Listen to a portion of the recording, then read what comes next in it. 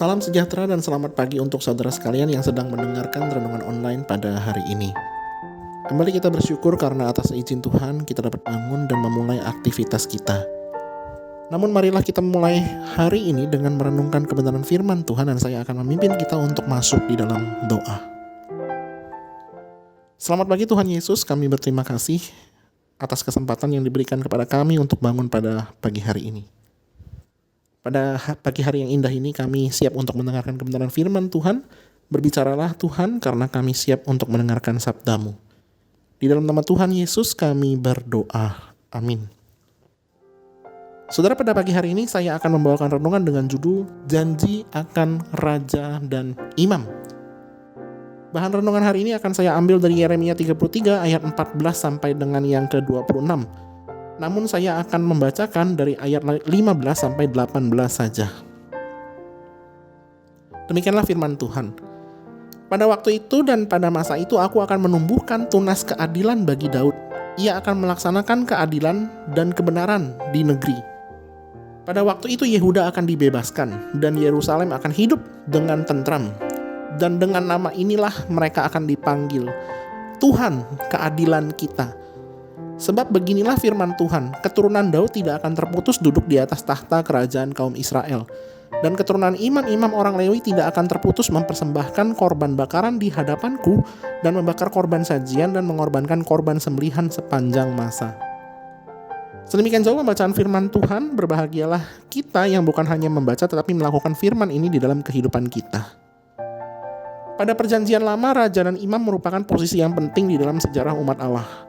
Orang yang menempati posisi raja memiliki tugas untuk menjadi teladan bagi rakyatnya dan menjalankan keadilan di seluruh negeri. Sedangkan orang yang menjadi imam memiliki tugas untuk berdoa syafaat mewakili seluruh rakyat dan berdoa kepada Allah. Biasanya peran imam ini sangat penting ketika imam bertugas untuk membakar korban dan memohon pengampunan dari Allah. Namun yang jelas ketika kedua posisi ini berjalan dengan benar dan di dalam kekudusan, biasanya di seluruh negeri Israel itu ada yang namanya kemakmuran dan kesejahteraan. Namun sama-sama yang sudah kita ketahui dengan jelas adalah umat Allah sedang di dalam masa-masa pembuangan.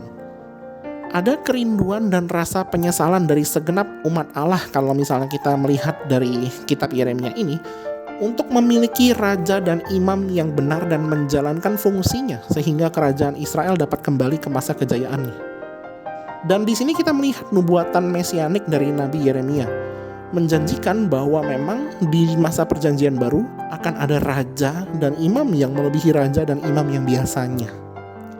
Di ayat 15 sampai 17 dikatakan bahwa raja yang akan bertata selamanya yang berasal dari keturunan Daud datang dari seorang pribadi, yaitu Yesus.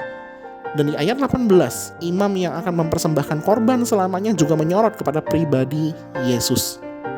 Artinya adalah keadilan, kekudusan, dan teladan kehidupan yang benar digenapi seluruhnya secara sempurna di dalam diri Tuhan Yesus.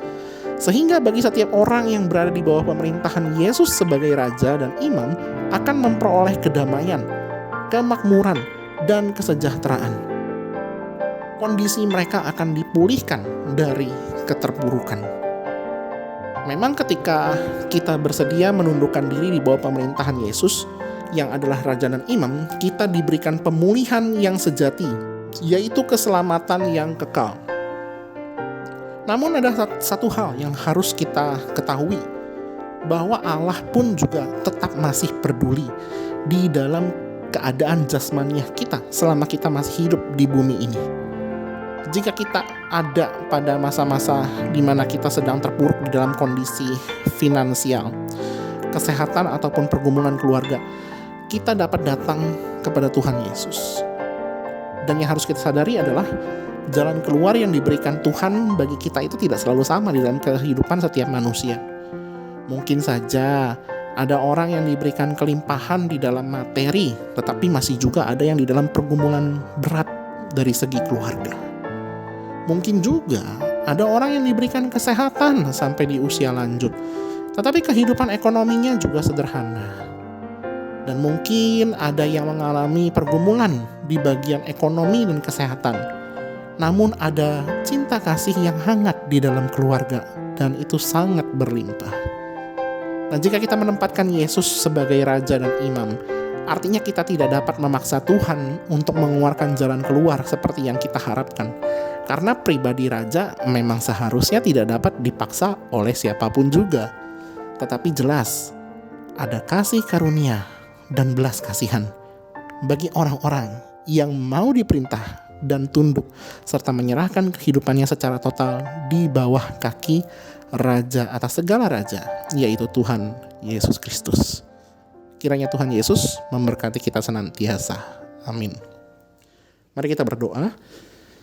Tuhan, kami mengucap syukur bahwa Engkau adalah Allah yang baik dan adil, yang memerintah atas kami. Kami mau dan terus belajar untuk menundukkan diri di bawah pemerintahan Tuhan Yesus Kristus. Karena itu berikanlah kami hati yang bisa menerima kerendahan hati, yang mau belajar untuk selalu merendahkan hati kami untuk dapat menerima setiap keputusan-Mu atas kehidupan kami. Karena kami percaya di jalan Tuhan itu adalah jalan yang terbaik, jauh daripada setiap jalan yang kami rencanakan sendiri. Terima kasih Tuhan. Kami juga memohon untuk pimpinan-Mu agar kami dapat menjalani hari ini di dalam perkenanan Tuhan. Hanya di dalam nama Tuhan Yesus kami berdoa. Amin.